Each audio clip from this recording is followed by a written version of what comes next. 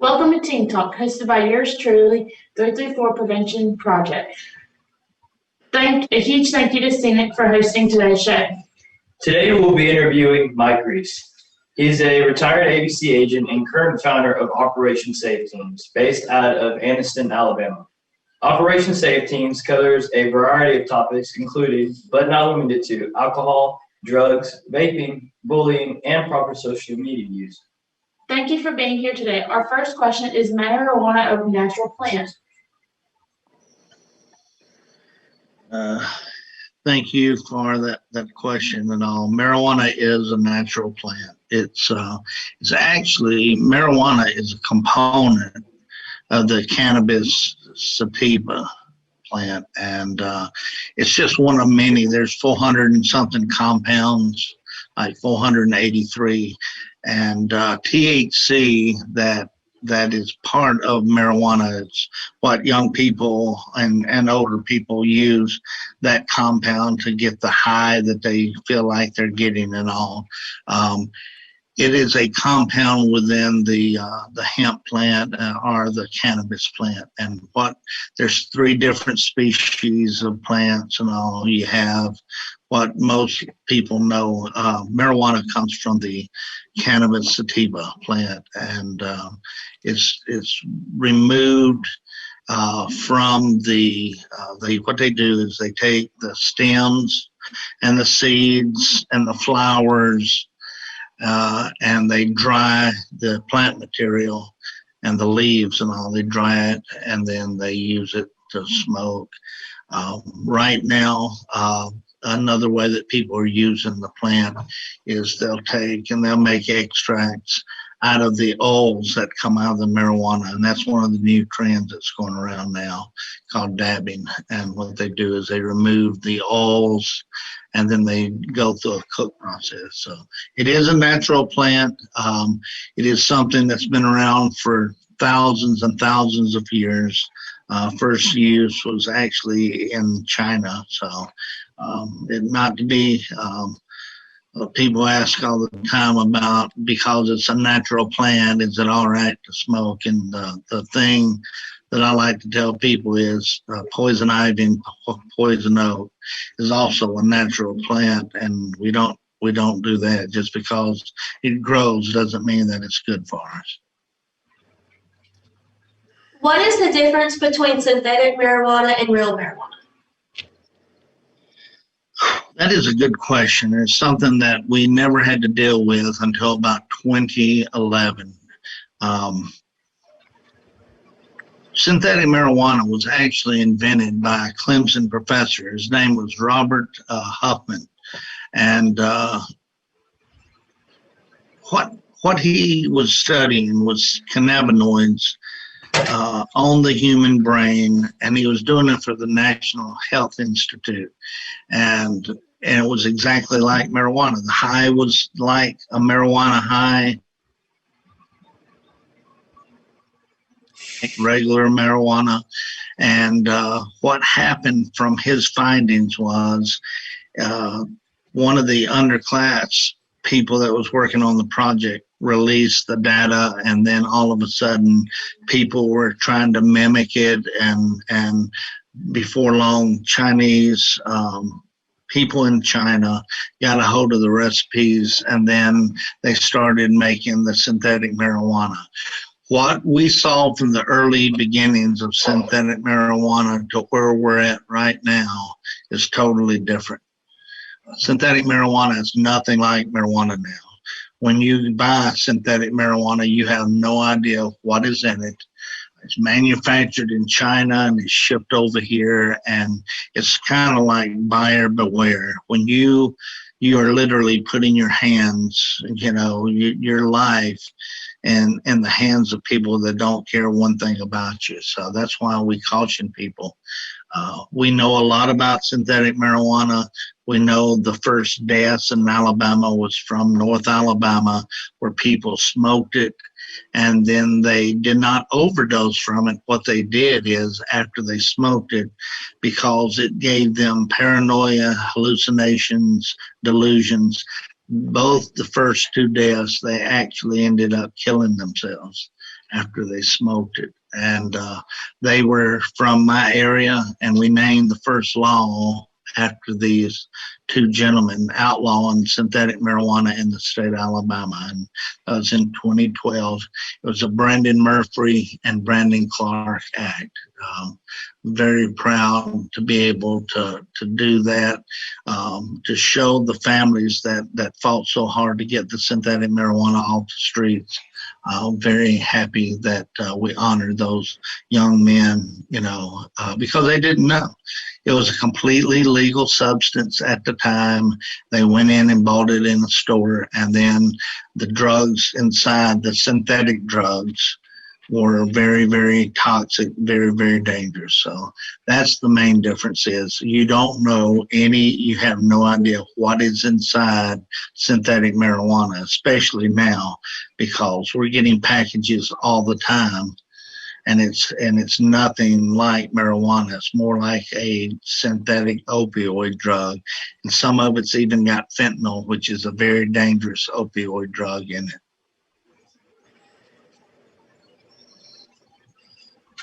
How does marijuana affect people mentally and physically? Oh, physically, well, first let's do the mental thing.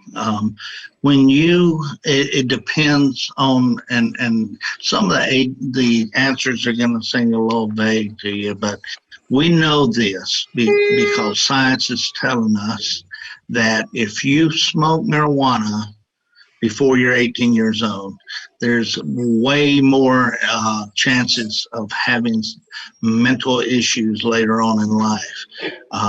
Not to say that people that smoke that are older than that do not have the same issues, because they do, but statistically, if you start smoking at a young age, you'll have more problems later on.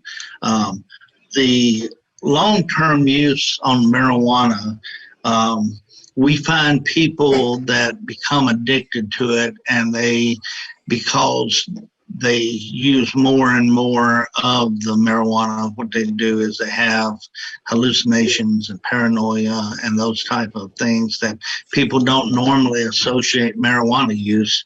Most people think marijuana is a feel-good drug, that you smoke it and you have a good high and you're not harming anybody and everybody, it's all good. And when you get through, you're just hungry and all the things. The reason that you have those sensations is because the cannabis receptors in your brain, marijuana, when you use it, it hits those receptors, and the part of the brain that has to do with pleasure and pain, perception, people that go out and smoke marijuana, they do not have a real good depth perception. That's why it is more and more increasingly obvious that we're having more and more car wrecks with people getting killed because they are smoking marijuana and they're driving, and their perception is they cannot see how far out in front of them things are. And a good case to point out is a case that happened in Auburn, where a young man ran into the back of a parked car that Rod Bramlett and his wife was driving, and they were parked at a red light or stopped at a red light, and he could not perceive how far away he was, and he hit and killed both of them.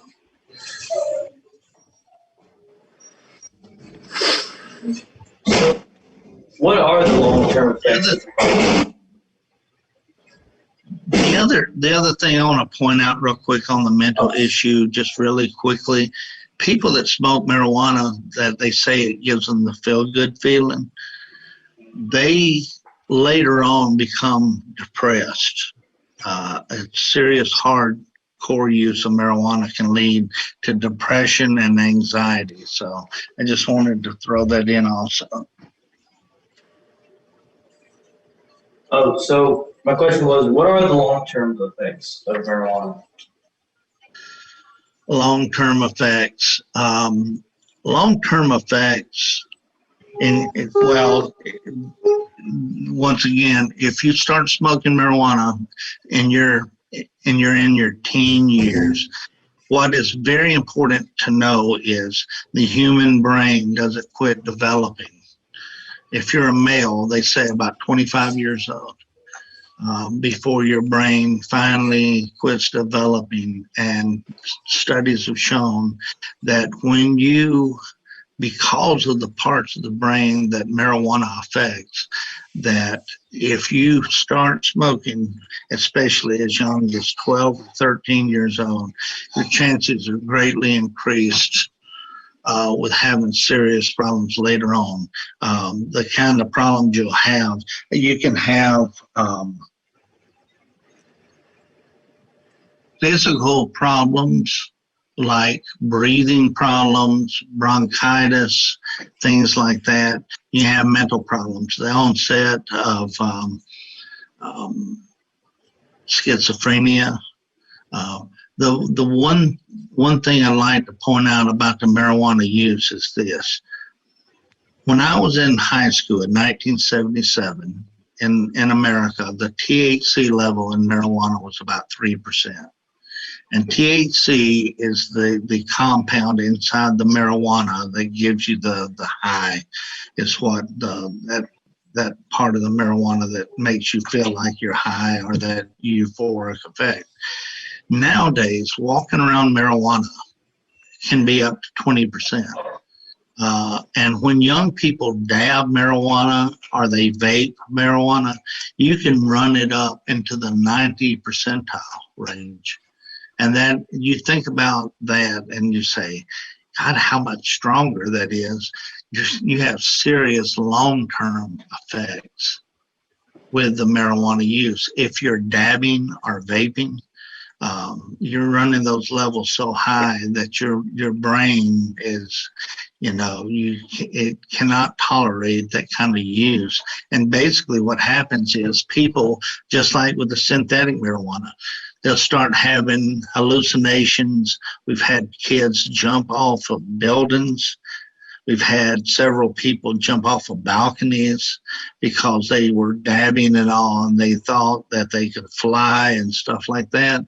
But serious long-term effects, besides the physical, the mental issues that you're going to have later on in life, it's just not worth the risk. How does marijuana affect children differently than adults? Marijuana affects the parts of the brains exactly the same, but because the older person, the brain is already fully developed, one of the studies have shown this, that when you're young and you smoke marijuana, your brain does not fully recover from the use of marijuana, because what happens is it's not just affecting it, it's actually stopping it. When you smoke marijuana and you're young, you have, like, if you're a heavy marijuana smoker and you're an adult, about 10% of people become addicted to marijuana. They say that marijuana is a gateway drug and it's not addictive and all that, but that's not true. The latest studies have shown us that marijuana can be addictive, and about 10% of adults. If you smoke at a younger age, the actual rate is about 1 in 6. 1 in 6 become addicted. And the numbers, because the younger you are, your brain is not fully developed. The problems that you're going to have down the road is just greatly increased. So it's very important for people to know, people your age, to tell them when they tell you there's nothing wrong with it. And they're looking around the country right now, and they're seeing that more and more states are legalizing it. And there's a general consensus that marijuana is all right and it's not a real lot of harm. You need to emphasize the facts. Just look at the science You know, you hear that term lately a lot, and that's what people need to do. Listen to the science and listen to what they're telling you, because these are the very people that are experts in this field and all. And they'll tell you it's not worth the efforts of what you're doing to yourself, the harm that you're causing your body to do it. It's bad enough for an adult to do it, but when you're younger, there's several more issues to deal with, because you're blocking part of the brain, and it's parts of the brain that never come back, by the way. They say one of the questions, and I'm going to jump ahead to it real quick and come back to it, but they say, do you fry your brain on marijuana? And I can tell you this. What I've seen the last few years with the levels of the potency rates going up so high, it is very dangerous. And I think that young people need to know that their brains are not developed enough to handle the onslaught that you're doing to it with the vaping even. You know, right now in this country, it is a known fact that 4% of high school seniors admit they vape marijuana every single day, every day. And that is why we have to step in and we have to show people this stuff is very dangerous, and it's very bad for your body now, and it's very bad for your body later on. Why do teens want to use marijuana? That is a question that I have to ask y'all. I'll be honest with you, I've been doing this for 37 years, been in law enforcement. And to be honest with you, that's the question I need to ask. And I do ask young people all the time. I know that peer pressure is greater now than it ever was. And with the advent of the social media, everybody has access to everything in everybody's business and all. But y'all, because the type of the group that you're involved with, y'all are the very ones that can change everything. I honestly believe that people are looking for real leadership. I know not just young people, but old people like me. We're constantly looking for somebody to do the right thing and to stand up for the right reasons and all. And, you know, I ask young people all the time, why would you do something that you know could cause harm later on? And, you know, most of the time they can't even give me a clear answer, because they truly don't know themselves. They know that they listened to a friend that said, it's all right. If it was so bad, why are states legalizing it? They'll give you a whole hodgepodge of reasons for you to try it. But I am telling you, with what we're seeing in the marijuana today and what it's being laced with, you could actually die from it. And that's not, I'm not exaggerating that. We've had young people in this country that were smoking marijuana that somebody had laced it with fentanyl and they died from it. So we just asked you the question, you know, why would it be worth it for you to even take that risk one time? You know, why listen to somebody that is 14 or 15 or 16 when we have the studies that are out there? You know, I had a partner that when he said this, if you're going to use a drug, then this is my advice to you. You sit down and not just use it, but you sit down and you research it. And if you do that, I promise you, you make a list of the pros and the cons, you would never even try anything, because your list is going to be so much heavier on the cons. The benefits you get from it are hardly nothing compared to what can happen to you. And that's the truth. What's the higher risk of smoking at a younger age? What we've already said, the younger you are, I pulled up a couple of things. Um, when people that smoke at a younger age, this is what the studies are showing us now. Because of the potency of the marijuana and all, the low mental the rates of people that develop schizophrenia and mental illnesses, paranoia, and all are greatly increased and all. But they're also showing that people that start smoking young, they generally, when they did a survey of young people that were in drug rehab, and almost everyone that's in drug rehab right now started off with marijuana, which is the gateway drug. They did a study and they said that people that are young that smoke marijuana, they have low expectations of themselves. They have high dropout rates in school. The increase in amount of suicide or suicidal thoughts is greatly increased when you're young. You have poor mental health and poor physical health. So the benefits of waiting, until your mind is developed, when you can make more logical thoughts. See, a lot of people when you're young, it's a known fact. People say we treat y'all like kids, and I don't like being treated like a kid because I hear that a lot.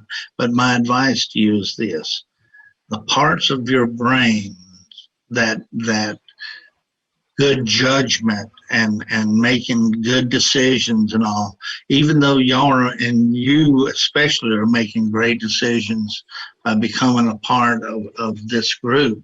But at the same time, it's a known fact, until your brain is fully developed, you will have problems in some areas with judgment. And I always tell people this: don't be led like sheep off of a cliff. Be a leader, and you feel like sometimes you'll be all alone, but you're not all alone. There are people out there that care deeply about you, and they want you to succeed, and they want you to do the right thing. And like I said earlier, people are especially looking at y'all for leadership, so that's what we want y'all to do. What are the effects of secondhand marijuana in teens and kids when used by parents or peers? Okay. On this matter, I can tell you this. A lot of people, we see this come up a lot of times. Schools are giving drug tests now. A lot of schools are giving drug tests. And a lot of kids are failing these drug tests in schools, and their excuse, honestly, is, well, I've been around somebody else that was smoking, and I was with somebody in a house, and they were smoking. And scientific studies are showing us that the chances of secondhand smoke leading to a positive drug test is very, very, very low. Unless you're in a closed-in area, and I'm not talking about a room the size you're in, but they say if you're riding around in a car with people for hours and hours and hours, and they're continually smoking and all, the chances of you would be greatly increased in that environment. But if you're at a party and somebody's smoking marijuana, then you flunk a drug test, it's very low. Scientific data shows that that's just not the case. Although it's just like cigarette smoking, there are health dangers to it, because you can have problems, bronchitis, breathing issues. These are things that secondhand tobacco and secondhand marijuana smoke, because the inhalation of the smoke itself can cause problems. So it's not a good thing. You need to stay away from people that are doing it. But as far as testing positive on a drug test, the chances would be very low. Gabby? So what's the difference between medical and non-medical marijuana? Okay. I got a friend. I got a friend that I take to the cancer center in Atlanta, Georgia, and he's undergoing chemotherapy. And I remember several years ago when I heard about medical marijuana, when that term was being thrown around, I remember very well that people were saying, oh, yeah, it's a real problem, this, that, or the other. You know, I was one of the ones that said, I don't believe it. I don't think there's anything that you could, I think it's just a ploy to get people to use it and all. But I can, excuse me, honestly tell you, there are uses for medical marijuana in this country. When we first started fighting to stop the legalization of marijuana and all, I looked at some very scientific data and all, especially right here in the state of Alabama. We passed a law called Cartilage Law, and it involved a young girl that had severe epilepsy. And what they did is they took the oil from CBD, which is another compound in marijuana, and they developed a drug called Epidiolex to treat these people. And and it had great success. And the next thing that we saw, there was a second law that we passed and called Lenny's Law, that kind of further enhanced Carly's Law. And with my friend Dan, I'll just tell you this. He is actually on a drug called Marinol, and he has cancer, and it's stage 4, and when you're sick, you don't want to eat. Well, believe it or not, one of the effects of smoking marijuana is increased appetite. So what they did is they took a marijuana plant and they were able to take some of the drug out of that. It's called Marinol, and they made a drug for people with severe chemotherapy treatments and all. They don't want to eat. They give them the Marinol, and it makes them want to eat, and so it's a good thing. We know there are scientific uses, and we know that there is real scientific data that shows it's something that more and more and more we're going to be looking at down the road. But I am going to warn y'all of this. When I tell you that there's CBD and Epidiolex and it's treating people with epilepsy and all that, this stuff that y'all are buying in convenience stores, that's like snake oil. These gummies that are CBD gummies, we tell people this all the time. You don't go to a doctor to buy candy. You go to a doctor for him to give you medical advice and give you medicines that will help a medical problem. Quit going to convenience stores and buying CBD gummies and drinks and anything like that, because that stuff is not real. It's snake oil. It's bad stuff. And we've had 3 kids in Wadley, Alabama overdose from gummies that they bought at a convenience store. So please know that not everything you see is real. So look again at the science. Listen to what doctors are telling you, and please do the right thing. Do not ever get messed up with trying to try these gummies or suckers or any of the marijuana edibles that are out there, the cookies and all that. We see more and more young people that are overdosing on marijuana gummies that are just pouring into the state right now. So please be careful of that. Well, thank you, Mr. Reese, for being here today and sharing great facts of marijuana. Thank you again, Smith, for recording our show for us today. Please follow us on social media for updates at 334 Youth Council. Bye. Thank y'all for letting me see you later. Thank you. Bye-bye.